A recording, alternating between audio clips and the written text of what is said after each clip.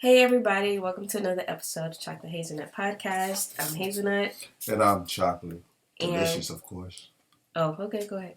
So don't forget to like, comment, subscribe, and if you aren't following, hit that notification bell and subscribe. All right, as usual, we have another great episode coming for you today, so we're going to go ahead and jump right in. And Are you feeling well today, Hazelnut? Because you're talking really low for you. You're normally up here. Today, down here. all right, let's go ahead and jump in. So that's all we get. Yeah.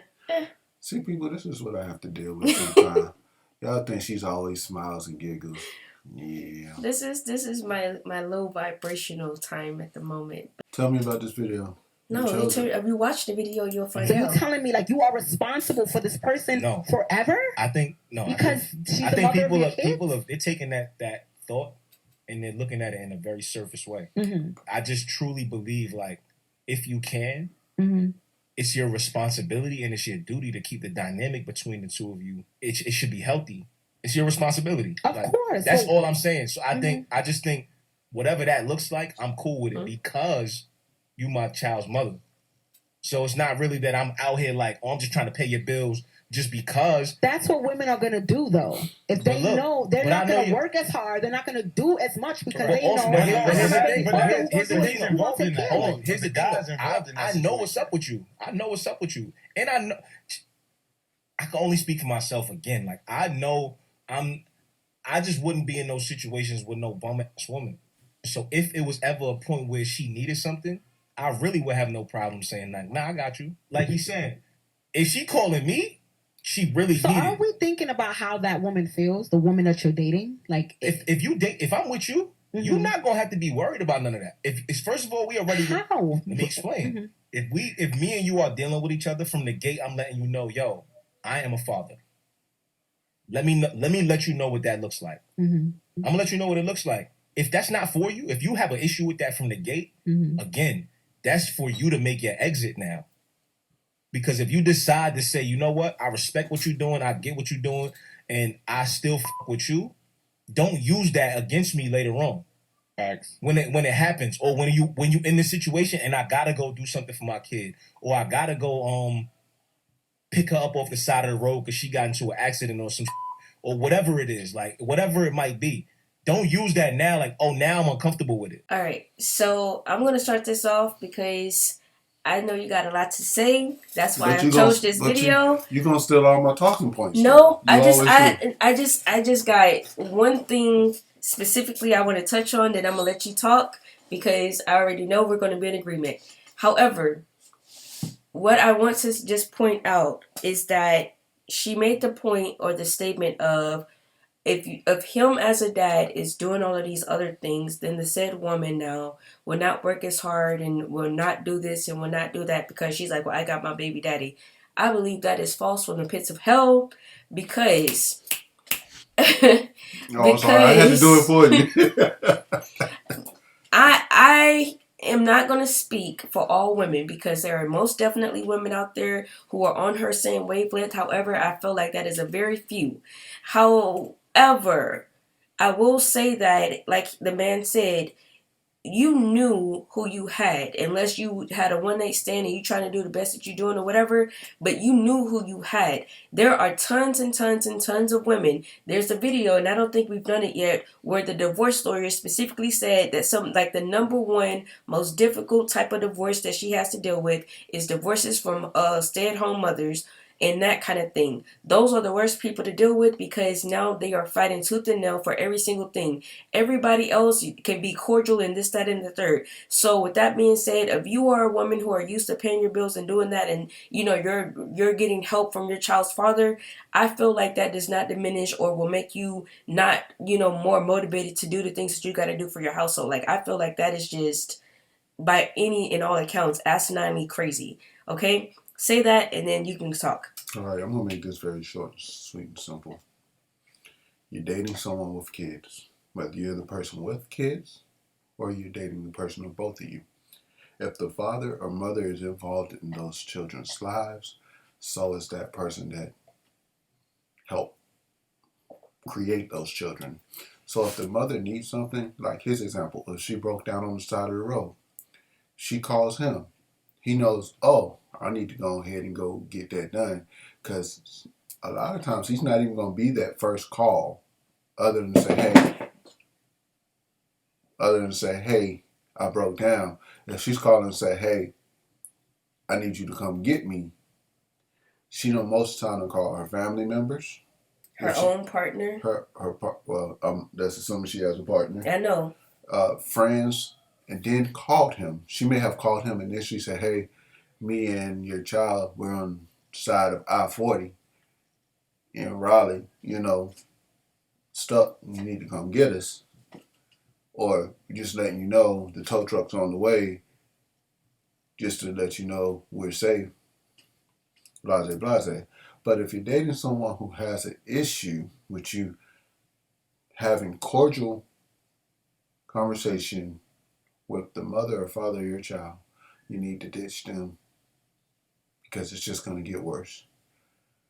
If you can't get them to understand that you guys communicate about the children and you guys communicate about how you are raising those children, events that are involving those children, you might want to get rid of them, or you're going to have to figure out a way to deal with it and take it from someone with experience. That can be very difficult. All right, so the other thing that I want to talk about is he makes a point of putting it out there up front. I wish that more people, men and women, did this. But he says, I'm going to let you know up front that I am a father first. Let me lay out what that means and explicitly tell you X, Y, and Z. And so you have the option to either, be like, okay, great, I'm fine with that, and move forward. Or be like, okay, I'm not okay with that, and you can, move around. That way that neither one of y'all are wasting each other's time, right? And I feel like, and then he also makes a good point of, if you do stay saying that you're okay with it up front, don't after the fact come back and say like, oh, this is a problem, you shouldn't be doing that, X, Y, and Z. No, like you knew what you signed up for from the beginning. Don't come back and try to change the rules and terms now. You entered this contract, so to speak. The other thing that I want to say is that women have a double standard when it comes to parenting their children. So if me, Susie, I have children with Bob. Hey, Susie. Hi, Bob. Right. So I have kids with Bob, and we're not together, but we decide to co-parent. And much like this example that he's describing, we are coming together for the sake of the kids. So if I break down on the side of the road and I've called and now I'm calling Bob like, hey, I've exhausted all other options. Can you please come help? And he says, sure, no problem. Right? It's for the sake of the kids or kid, whatever. But then if I, Susie, start stating Joe, and now Joe is in my life, now it's like, well, you can't have Bob around because Joe is there, or Joe, Bob tells me, well, don't call me because you have Joe now. So my name is Bob, and she's dating Joe, and I'm like, oh, she's called me. Ring, ring, ring, ring. Hello. I'm broke down on the side of the corner with your son. Okay, why you calling me? Call Joe. Joe's at work. Okay, they can get off early. That's just immaturity. I mean, but see, that is immaturity, and that's one form of it. But then you also have the fact, let's say that Joe has kids with Anna, right? Anna.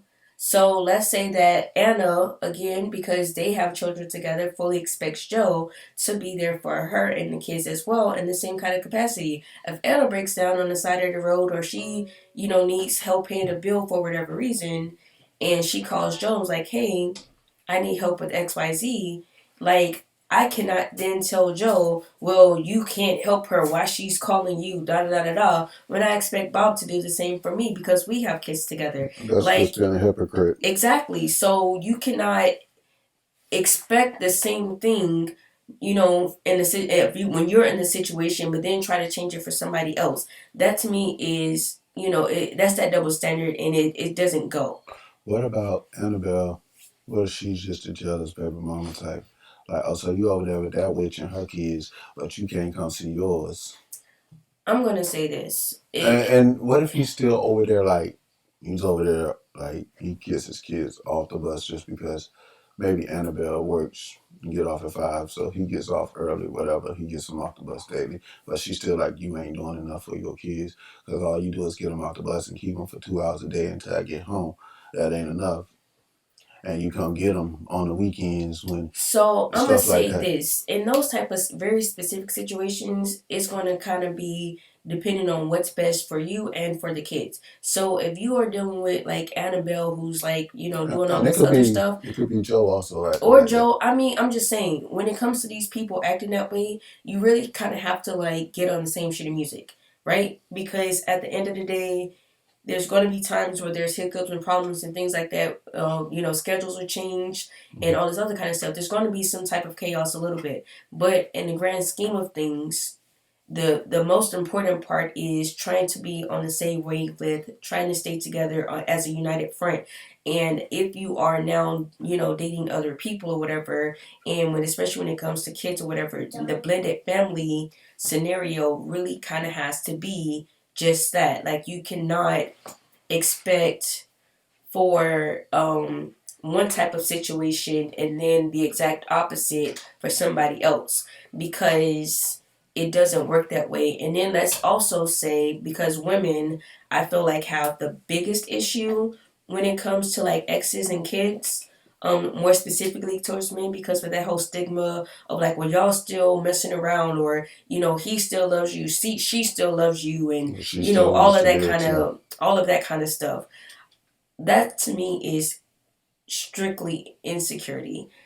I'll And call it even, immaturity. I'm gonna say insecurity in a way, immaturity as well. But the reason why I went insecurity more so is because, one, like we already discussed, you knew who you had kids with. Unless you just had a random one night stand that got pregnant, you don't know that person. But in general, you One night know the stand. person that you have kids with. You know their temperament, you know their mannerisms, you know who this is. So let's say that you have one of these people who use your kids as a weapon against you. You have to deal with them in a certain type of way. And if you're dating somebody that's like, in his situation, let's say that, he's like, I'm gonna help my kid's mom, for the betterment of her and the kid.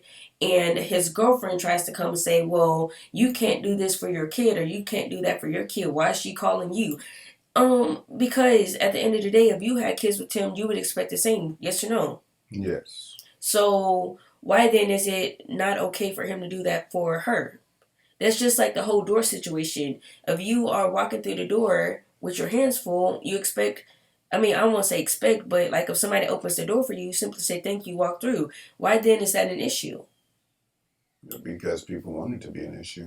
So it boils down to that. But then it also boils down to people being able to, be themselves. Like, if you cannot trust your partner to do what they say they're going to do, and to not have issues, even in a situation where let's say that the scenario is, well, your ex still wants to be with you and she's just trying to get you over there to come to her house for this, that, and the third. Okay, well, let's say this. Do you or do you not trust your guy? Yes, and if you Because don't, regardless of it's the baby mama or anybody, if somebody wants to cheat, they will cheat. There's nothing you can do to prevent it. exactly. So with all that being said, you guys, do you agree or disagree with what we had to say? Do you think there's a double standard, and or do you think it's insecurity otherwise? Let us know in the comments as always, and don't forget to like and subscribe.